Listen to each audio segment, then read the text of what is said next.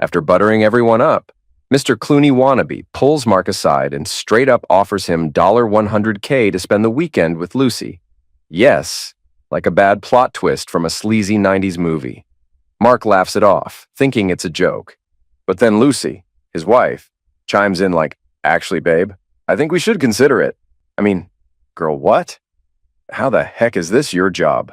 Mark muttered under his breath, watching his wife, Lucy, prattle on with a flamboyant client from across the marketing firm lounge. From the outside, the marriage of Mark and Lucy seemed picture perfect. They were both in their early 30s, each with good careers at the same company. Mark led the IT team, and Lucy served as some sort of customer ambassador. In truth, neither Mark nor Lucy could explain exactly what customer ambassador meant, other than Lucy attending dinners and events to keep top clients happy. They owned a newly renovated house after sinking money into a bottomless pit of repairs. They had 2 kids, 13-year-old Emma and 11-year-old Daniel, who they adored, at least outwardly. Life looked successful. Their parents lived nearby, they had a network of close friends, and everyone assumed they were the perfect couple. But behind the scenes, there was a creeping toxicity. Mark had a cruel streak, a need for control that sometimes bled through. He liked to appear affable and easygoing, but Lucy, more than anyone, knew how nasty he could be. He never hesitated to humiliate others if it served his interests. Even so, Lucy had stuck by him for over a decade. One afternoon, their CEO, Jack Edwards, dropped a bombshell. A longtime corporate client, William Fellows, had invited key partners to his private island for a long weekend. The entire marketing team was abuzz with rumors about William's lavish wealth, an inheritance from his distinguished family. "Lucy, you're definitely invited," Jack said, avoiding Mark's direct gaze. "You're William's primary liaison, and you've done a stellar job keeping him happy." Jack then turned to Mark almost as an afterthought. "Since it always has some metrics to crunch, you can come too, Mark, if you'd like. William specifically asked that you accompany Lucy. There's room on his private plane." Mark forced a smirk. He usually relished exclusive events, places where he could show off or gather strategic advantages. But Lucy's quick acceptance set off alarm bells in his mind. She seemed almost too excited. She insisted she just wanted a relaxing holiday. Mark had no clue how much chaos awaited him on that island. 2 weeks later, Mark found himself strapped into a sleek private jet. Lucy, practically bouncing in her seat, kept glancing around at the other passengers, Jack and his wife Margaret, plus a handful of directors and their partners. Mark half listened to the hum of conversation. William's name cropped up repeatedly, always in a reverent, borderline awed tone. Lucy, already enthralled by William's confidence, glowed every time she heard his name. Upon arrival, the island was more decadent than Mark could have imagined. Tropical vegetation, immaculate beaches forming a perfect crescent, a central mansion built in old colonial style, flanked by smaller guest bungalows. "Gosh," Mark whispered, stepping off the plane. "This must have cost a fortune." He saw Lucy's eyes sparkle. Perhaps it was the sunshine, or maybe some deeper, dangerous excitement. They were greeted by William Fellows himself, a tall, handsome man in his 40s with a commanding presence that overshadowed everyone else. At his side stood a security guard, a bulky figure with sharp eyes and a stoic face. William introduced him curtly as Shane, then seemed to dismiss the guard as if he were invisible. "Welcome, everyone," William said with a polished smile. "Please relax, enjoy yourselves. My staff will show you to your rooms. Lunch is served on the veranda in an hour. Make yourselves at home." His gaze lingered on Lucy, and for a split second Mark caught a flicker of something primal. It grated on him, and he reflexively squeezed Lucy's arm, as if to stake his claim. She shrugged him off with a small laugh. Lunch was served on a sprawling veranda overlooking a turquoise bay. The group sipped tropical cocktails and indulged in gourmet dishes. William, playing the charming host, asked Lucy about their marketing work. She responded eagerly. Mark tried not to let his annoyance show, but Lucy could sense his tension. "Stop glowering," Lucy whispered to Mark. "You're going to embarrass us both." "I'm not glowering," Mark snapped, forcing a grin. "Just listening," William overheard, his lips curving with faint amusement. "You two seem like quite the duo," he remarked, though his direct gaze locked onto Lucy. That first afternoon was full of poolside chatter, couples sunbathing, and the staff offering endless drinks. A few times, Mark noticed Lucy huddled in conversation with William. Sometimes Jack or Margaret joined them, but Mark always felt excluded. He told himself it was simply business talk, yet it left a bitter taste. Evening arrived. Everyone dressed up for dinner in the mansion's elegantly lit courtyard. Lucy came down wearing a tight-fitting cocktail dress, hair pinned up to emphasize her swan-like neck. "You're not wearing that for me," Mark said, a tinge of venom in his tone. "Stop being dramatic," Lucy retorted, rolling her eyes. Mark forced a pleasant demeanor during dinner, sipping wine, half listening to talk of William's philanthropic efforts, the expansions of the marketing firm, future investment opportunities. He decided to keep an eye on Lucy, but it didn't help his mood when he saw William guiding her from one conversation to the next. At one point, a stunning brunette named Charlotte approached Mark. She introduced herself as a friend of William's. Up close, she was tall, poised, and breathtaking. As they chatted, her manner was overtly flirtatious, making Mark uneasy, but part of him liked the attention. "You must be Lucy's husband," Charlotte purred. "William mentioned you might be in need of company if Lucy's busy." "Interesting choice of words," Mark said, raising an eyebrow. Charlotte simply smiled. Mark excused himself, wanting to avoid speculation, but the dynamic unsettled him. Late that night, Mark and Lucy returned to their shared bungalow. Tension simmered in the air, but Lucy became surprisingly affectionate, almost frantic. Their lovemaking was intense. In the midst of it, Lucy whispered, "I love you, no matter what." The next morning, Lucy got up early, showered, and rushed off to join William and Jack, who were conferring in a side lounge. Mark woke late, found her gone, and eventually tracked them down near the pool. He noticed Lucy looked nervous, while William casually sipped a mimosa. The moment Mark approached, they disbanded, heading in different directions. That evening, William invited Lucy and Mark to his private office, a mahogany-paneled study within the mansion. The security guard, Shane, stood by the door like a silent sentinel. Mark had barely settled into a leather armchair before William spoke. "Mark," William said, his tone deceptively polite, "I'd like to discuss a special arrangement." Mark noticed Lucy's rigid posture. She perched on the sofa's edge, avoiding eye contact. "All right," Mark said. "Go on." "I've built a wonderful rapport with Lucy," William continued. "She's charming, intelligent, and truly understands my needs. I'd like to spend the rest of this weekend exclusively with her. I'm prepared to compensate you, of course." Mark let out a half laugh, half cough. "Compensate me? You realize how insane that sounds? This isn't some Hollywood movie, pal." William gave a tight smile, ignoring the condescension. "I assure you, I'm quite serious. I'll transfer $100,000 immediately into your joint bank account if you allow Lucy to remain by my side for the next 2 days. Think of it as a business transaction. Charlotte, my dear friend, would be very disappointed otherwise. She was hoping you might keep her company." At that, Lucy cleared her throat. "Mark, I know this sounds nuts," she whispered, "but William's been hinting at this for a while. He says he's open to negotiating. The money could be life-changing for us." "Are you fucking kidding me?" Mark barked. His voice rang with outrage. "You want me to pimp you out?" Shane, the guard, took a small step closer, eyes alert. William kept a smooth expression, yet Mark could see the arrogance behind his eyes. "It's hardly pimping," William said. "It's a consensual arrangement. Lucy has her own voice." Lucy's face was stark white, but she spoke firmly. "We've discussed it. I'd rather not do it behind your back. This is my body, Mark. And the money's for us. You and me." Mark clenched his fists. He shot to his feet, ignoring the dark shape of Shane stepping forward. "This is insane!" Mark hissed. "Lucy, you can't possibly— You know what? Screw this. I'm out." He turned on his heel, ready to storm off. William's silky voice followed him.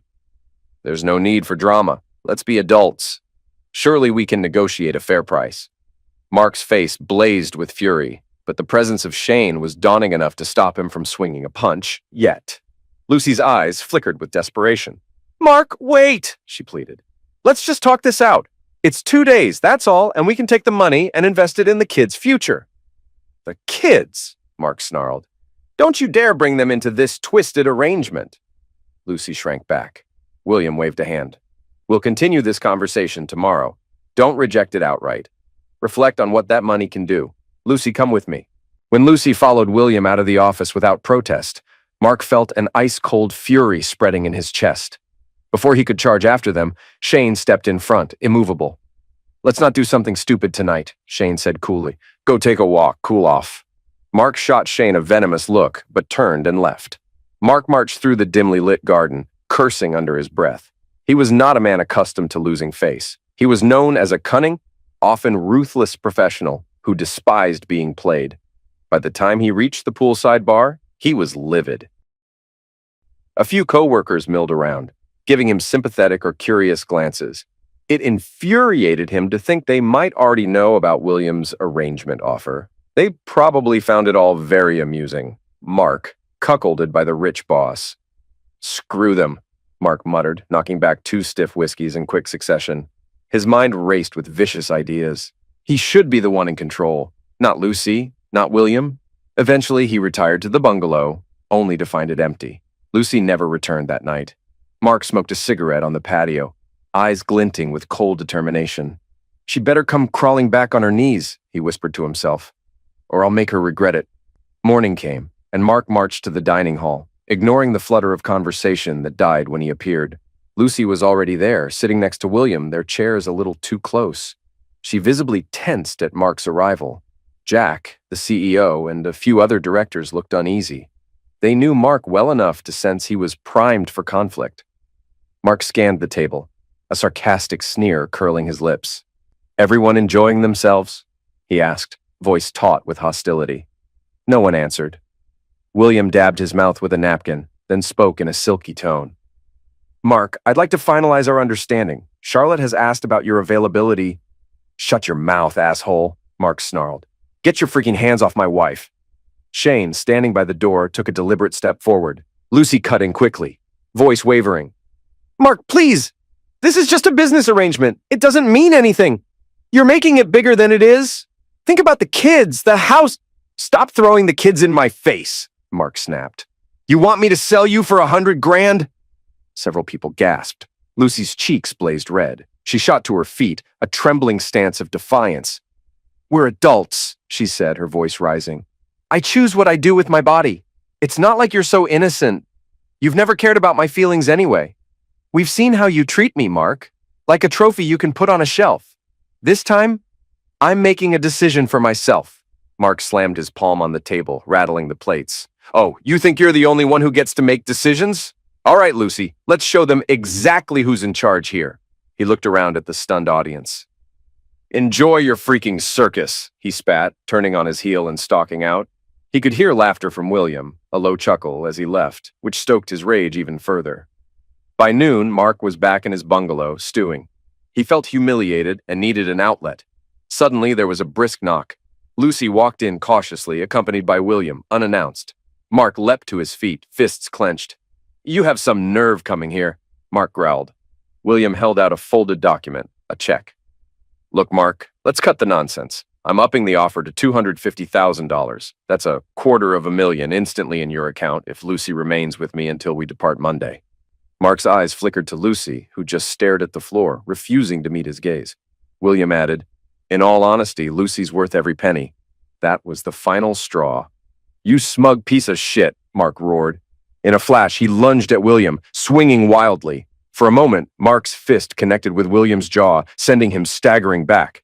Lucy shrieked. Immediately, Shane crashed through the doorway. The big security guard seized Mark, twisting his arm behind his back. Mark fought like a cornered animal, half blinded by fury. "You want to pay me for my wife?" Mark shouted, kicking at William. "Pay me for this asshole." But Shane overpowered him, using professional grappling techniques. In seconds, Mark was pinned. Another guard appeared, and together they dragged him outside.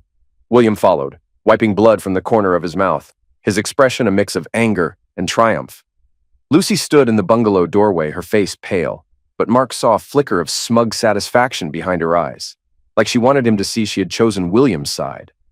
"Toss him out by the gate," William ordered. "He can cool off away from the main house. If he tries this again, we'll press charges." Shane forcibly marched Mark down a gravel path leading to a side gate near a utility shack. Then he released him with a shove. Mark stumbled. He glared back, lip curled. "You're messing with the wrong guy," Mark spat. "Don't think I'll forget this." "Maybe you should," Shane replied calmly, "because you sure as hell can't win right now." Then, Shane turned and strode away, leaving Mark furious, panting, and humiliated. Mark had no intention of staying on that island if Lucy was going to keep humiliating him. He managed to sneak onto a small cargo ship Monday morning, outrunning Shane, who only half-heartedly tried to stop him. "Screw them," Mark muttered. They can all rot in that paradise for degenerates. He refused even to wait for the private plane that would ferry the rest of the guests home. He wanted out now. It took hours to reach the mainland, after which Mark caught a commercial flight back. The entire journey, he felt sick with rage. His mind looped over Lucy's betrayal, William's smug face, and how everyone, Jack, Margaret, the directors, had known about it. They had laughed behind his back, complicit in the entire fiasco. By the time he arrived home, Mark was a man on fire. The house felt empty without Lucy and the kids. The children were with Lucy's parents for the weekend. Mark flung his suitcase aside and went straight into the master bedroom. He wrenched open Lucy's closet, pulling out her dresses, her shoes, her personal keepsakes. A bloodthirsty impulse burned in his eyes. He dragged everything into the backyard fire pit they had built for cookouts. One by one, he hurled Lucy's possessions into the pit, stuffing it with old newspapers, dousing it all in lighter fluid. The acrid smell hung in the evening air. She wants to sell herself like a whore? Mark snarled at no one. Fine. Then she can come home to fucking ashes. He flicked a match. Instantly, the pit roared with flame, devouring Lucy's clothing. An hour later, Lucy's once lovely belongings lay in blackened embers. Mark stood over the smoldering pile, a half-empty whiskey bottle in hand, face cast in flickering orange light. He liked the destructive power he held at that moment. Lucy and the kids arrived home Tuesday morning. The kids ran inside, excited to see Mark, unaware of the storm that had brewed. Lucy approached, wearing sunglasses and trying to maintain composure. "Mark," she said softly, Where did you go?" Everyone was worried. He didn't smile. Instead, he pointed to the backyard. When Lucy saw the ashes, the twisted lumps of fabric, her face went ashen. "You bastard," she breathed. "My clothes, my photos, how could you?" Mark barked a laugh, stepping close so only Lucy could hear. "You sold yourself for $250,000, Lucy," he sneered. "I'm sure you can afford new clothes. Where's your fancy check from your boyfriend?" Lucy tensed. This was the moment she'd been dreading. He never transferred the money," she whispered. "There was no formal contract. I was an idiot. I believed him." Her eyes flicked up to Mark, searching for pity. She found none. "You sold yourself," Mark repeated icily. "And you didn't even get paid. Jesus, you're pathetic." "He made promise after promise," Lucy said, voice shaking. "He said the funds would come through.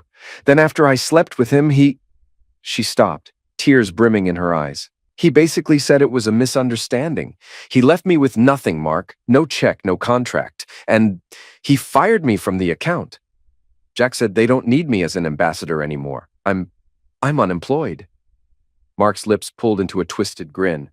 Couldn't have happened to a more deserving person. Lucy's anger sparked. "You're not innocent," she hissed. "You humiliated me in front of everyone. You attacked William like some psycho. You made me look like—" "Shut up," Mark said, voice low and threatening. "You're the one who strolled around with him, basically giving him a lap dance for the entire island to see. I'm the psycho? You threatened me. Said I'd lose my house, my kids, my job if I didn't agree to your little fling. Now, your own plan is blown up in your face."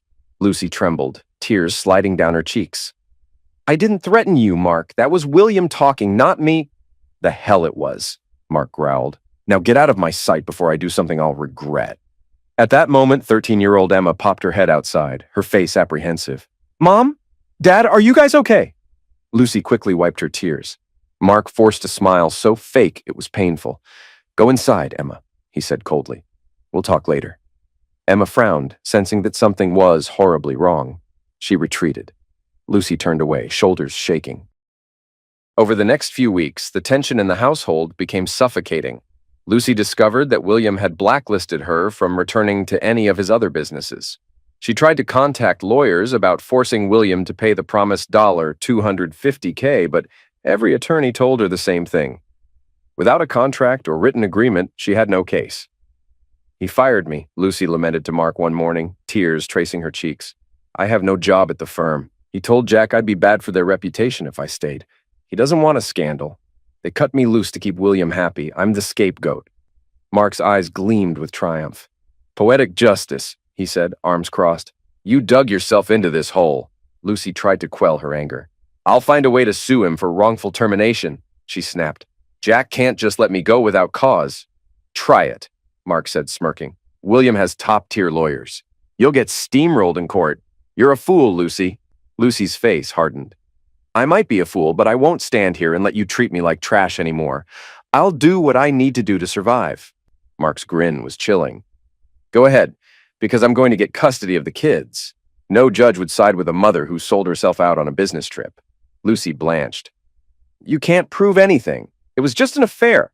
"Try me," Mark said with a sneer. "I recorded enough audio on my phone before you left with William. I can paint you as an unfit mother. My lawyers are already drawing up the petition." Lucy stormed out, flinging a vase against the wall on her way. The next months turned into a legal minefield. Mark was determined to crush Lucy in divorce proceedings. He used every tactic, accusing her of moral unfitness, painting himself as a concerned father. Lucy, on the other hand, couldn't gather enough ammunition. She had lost her job, her credibility, and most of her professional references. Jack and Margaret refused to testify against Mark, claiming ignorance. When Lucy tried to claim that Mark was abusive or controlling, he pivoted it against her, pointing out she voluntarily hopped into bed with William for money. With the firm's hush-hush support, Mark's version of events seemed more credible. Even Lucy's own mother quietly advised her to step aside if it meant sparing Emma and Daniel further trauma. Their children were confused, stuck in the crossfire. Emma, old enough to sense the tension, asked Lucy directly, "Mom, did you cheat on Dad with some guy named William? Kids at school are saying you did something." Lucy couldn't meet her daughter's eyes. The rumor mill had begun. "It's complicated, honey," Lucy whispered, tears forming. "It was a mistake. I thought I was helping us. I was wrong." Emma scowled, unsettled and resentful. "Helping us by sleeping with someone else? That doesn't even make sense." Lucy had no good answer. The day of the custody hearing arrived. Mark strode into the courthouse in a sharp suit, exuding confidence that bordered on arrogance. Lucy, looking worn and underdressed, held her shoulders stiffly, trying to project some dignity.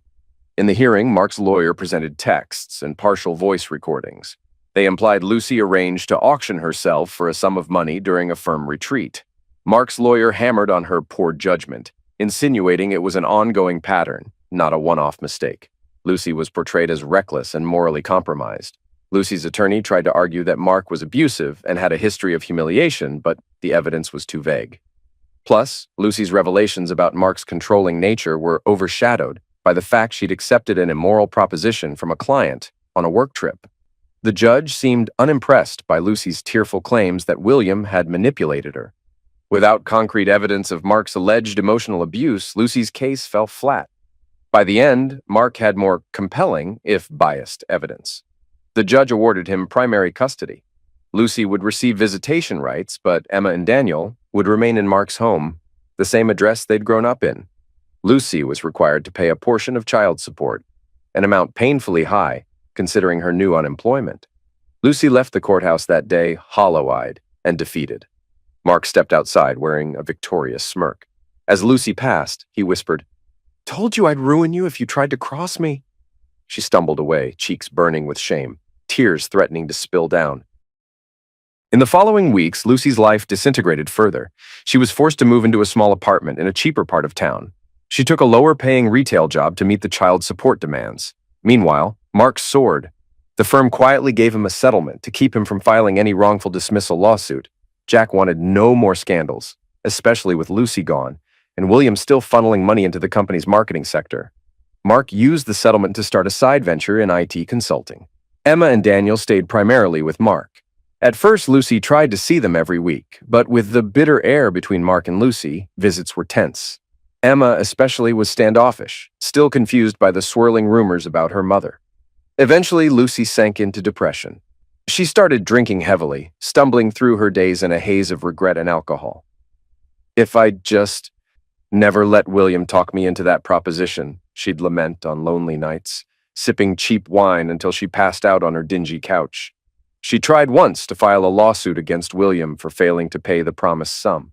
Her attorney shut it down after a brief consult. "Lucy, there is no written contract. No recorded proof he promised you money. You'll only dig yourself a deeper hole in legal fees." Out of desperation, Lucy even reached out to Charlotte, but the woman had disappeared into William's wealthy world, unreachable. Lucy was completely alone. Months bled into a year. Lucy's phone calls to Emma went unanswered. She barely saw Daniel because Mark refused to facilitate visits outside the court-ordered schedule, and Lucy's pride was too wounded to beg. Each missed call, each canceled meeting, pushed her deeper into an alcohol-soaked despair.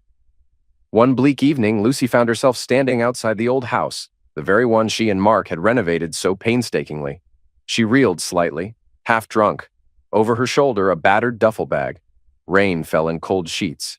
She gazed up at the windows, remembering the warm glow it once had. She pressed the doorbell, breath unsteady.